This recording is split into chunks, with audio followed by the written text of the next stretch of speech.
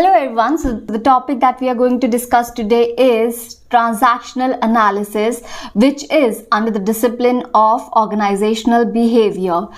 Now, transactional analysis was given by Eric Berney. In this analysis of transactions, Eric Berney tries to understand human behavior and the pattern of communication that transactions hold. Now here, when we are talking about transactions, we are not talking about transactions which are related to money. We are not talking about commercial transactions. We are talking about communication transactions. When a sender sends a message, receiver receives it and gives a feedback or gives a response. Those kind of transactions we are going to study. So Eric Berney said that every human being operates under three ego state: parent ego state, adult ego state and child ego state. Now we are further going to see what are these ego states. So these are the three types of ego state: parent ego state, adult ego state and child ego state. Parent ego state is a type of ego state where a person behaves like a parent, a person behaves like a caregiver, a person behaves in authority. In this analysis, parent further is divided into two different parent states: nurturing parent and critical parent. Nurturing parent is when a parent behaves in a very caring manner, when a parent is nurturing the child, when a parent is understanding the child, when a parent is supportive of the child. Okay, so that is nurturing parent. Then second is critical parent. Critical parent is a very judgmental parent, a parent who criticizes, a parent who wants to be in control. That is critical parent. So parent ego state, under parent ego state, Eric Berney has defined two parent ego state: nurturing parent and critical parent. For example, a child falls down, okay, and he hurts himself. Now the nurturing parent would be very concerned about the child. The nurturing parent would immediately pick up the child and see how much the child is hurt, try to comfort the child and try to provide certain medicines that the child would need. Critical parent, now when the child has fallen down and hurt himself, the critical parent will start criticizing. Why did you go there? Why were you running? Why did you wear those shoes? Didn't you see that there was a puddle and you could have fallen down? Do you not have this common sense? So that is a critical parent. When the parent, more than being caring, they criticize the child. Okay. Second is adult ego state. When we are in adult ego state, we behave in a very rational manner, in a very problem solving manner. We seek information so that we can take decision. So in an adult ego state, we are behaving on a very logical front. We are behaving on a very rational front. We do not cause problem. We try to be solution to the problem in our adult ego state. Okay. And the last one and very interesting one that we all have in us is a child ego state. Now, child again are of two types: free child or a natural child. In some books it is written free child and in other books it is written natural child. They both are the same. And second is adaptive child. So free and natural child is a kind of child who is very wild, who does things spontaneously, who does not care what they are speaking or what they want. So that means their id is very strong. They do whatever they desire immediately. That is a wild child. That is a free child. That is a natural child. Have you ever seen a child? They do whatever they want to. They say whatever they want to. That ego state is a natural or a free child ego state.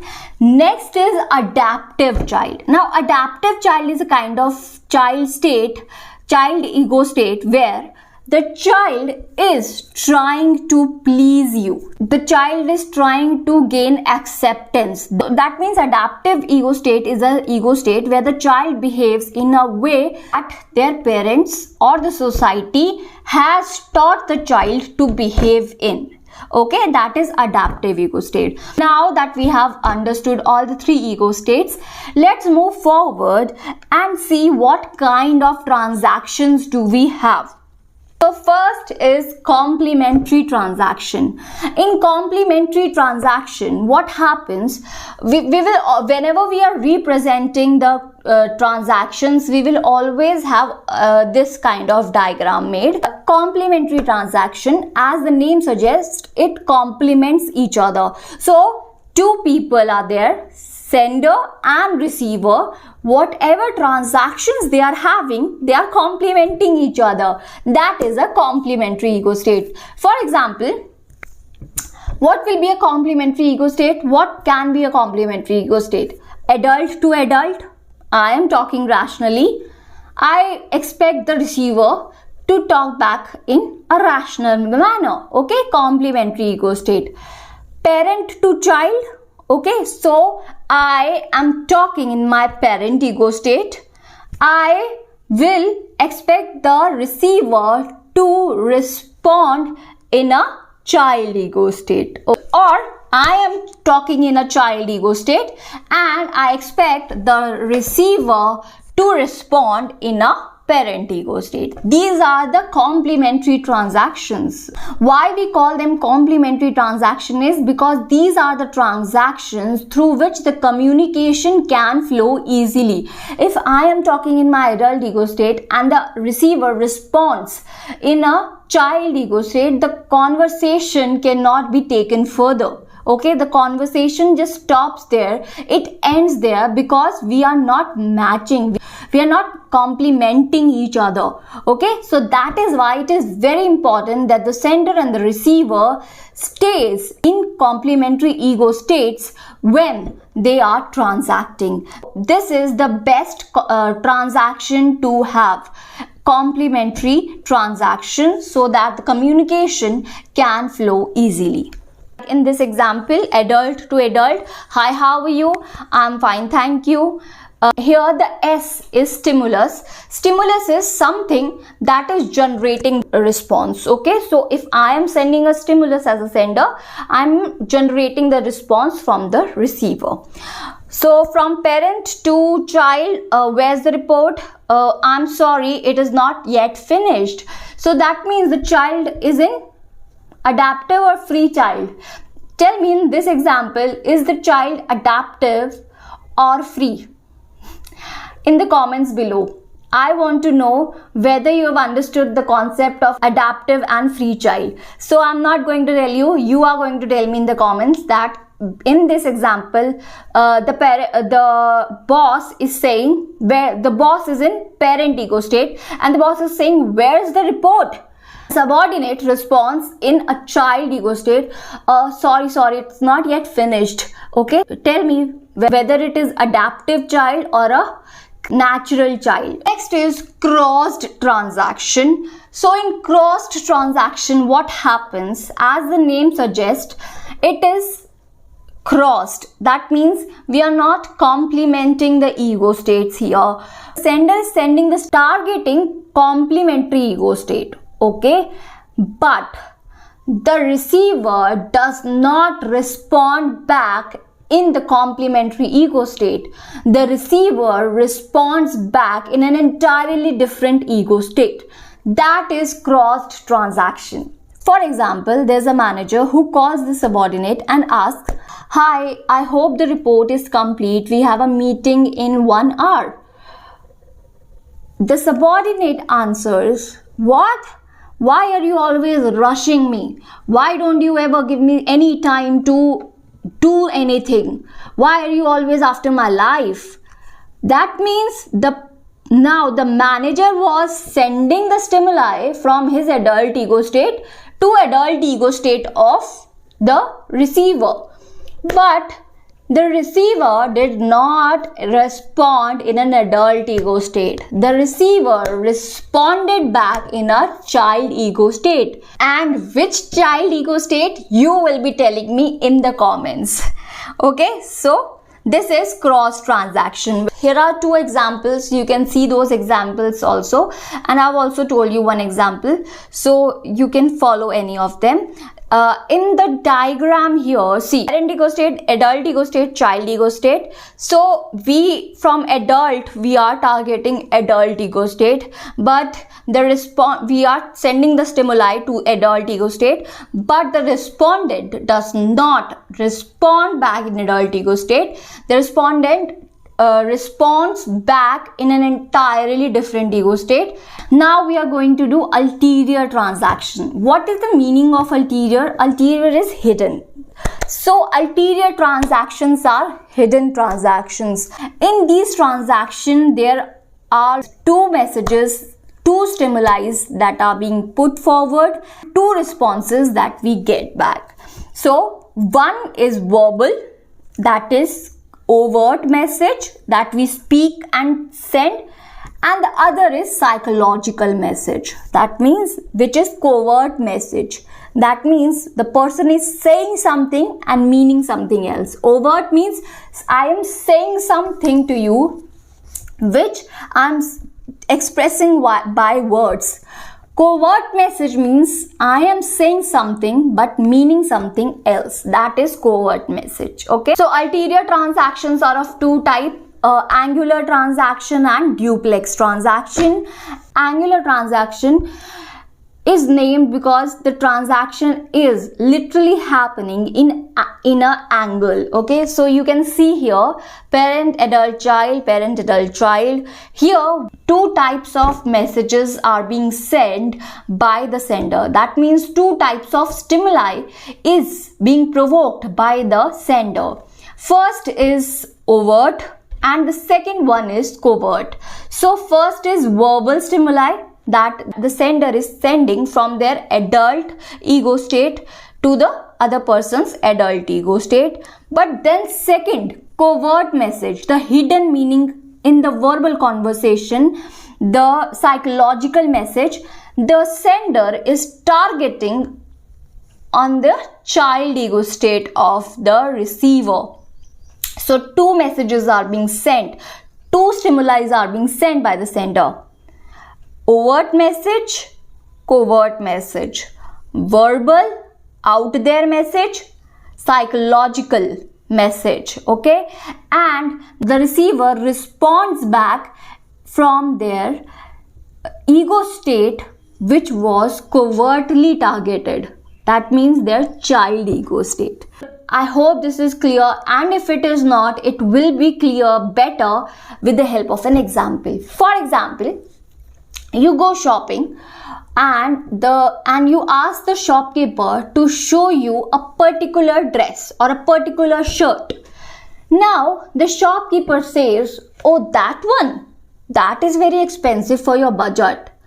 That means adult to adult, that means he's generally stating the reason why not to waste time on that shirt because it is way beyond your budget, okay? But he's also sending a psychological message, manipulating you to, because it hurts our ego when somebody tells us that it is not in our budget, right? So now he is also targeting your child ego state, where why does he think I cannot buy this? I will see it and I will buy it now. That is a psychological message that the shopkeeper has sent, that you cannot buy it, it is out of your budget. Okay, now you respond back, oh, maybe, but I would still see that. I may extend my budget for that shirt because I really like it. So you're responding back in a child ego state. As an adult, oh, it's beyond my budget. Oh, I can't afford it. Let's see something else. Okay, that would have been a complementary transaction. Angular transactions are used a lot in marketing because angular transactions are basically for manipulations, and marketing is nothing else than manipulation. They manipulate you to buy their products. Okay, so angular transactions are mostly used for manipulations. Now let's move on to the duplex transaction. Duplex, so one transaction and parallelly the other transaction is happening. So in duplex transaction, what happens? Again, because these are ulterior transactions, two kinds of stimuli are sent and two kinds of responses are sent back. Angular transaction, there was an angle because overt and covert message stimuli were sent, but the response was from a particular ego state. But in duplex, two parallel communications are happening. Overt communication is happening, and that overt communication has a hidden meaning which happens in a covert transaction, and parallelly that covert transaction is also happening. That means I am sending you a message, I am sending a stimuli from adult ego state to another person's adult ego state, and the person is also responding back in an adult to adult ego state. Okay, but we both know there is a hidden transaction happening. We both know that I have sent a hidden psychological message. I have sent a hidden stimuli, psychological covert message, psychological stimuli to the receiver, and receiver knows that, and receiver also sends back a psychological covert message. So two parallel communications, two parallel transactions are happening here.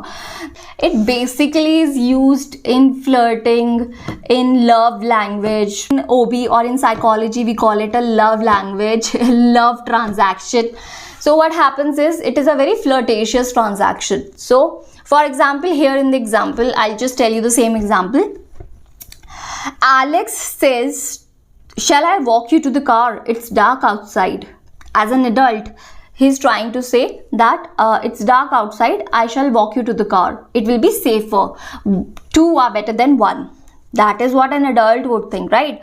Now Chris says, would you mind? I get scared easily. So here Chris is also responding back in an adult ego state. Yes, I get scared easily. But they both know that something else is happening, that Alex wants to accompany Chris further to her car. Okay, so that is a flirtatious conversation that is happening. So you can also try duplex transaction now, and don't tell anybody that I told you. Okay, so these were the transactional analysis. Hope you understood, and I hope that I get the answers of the questions that I asked during the video. I hope you enjoyed it. Please subscribe to my channel so that I get enough motivation to keep doing this, because it is a tedious task to make videos. Okay, bye.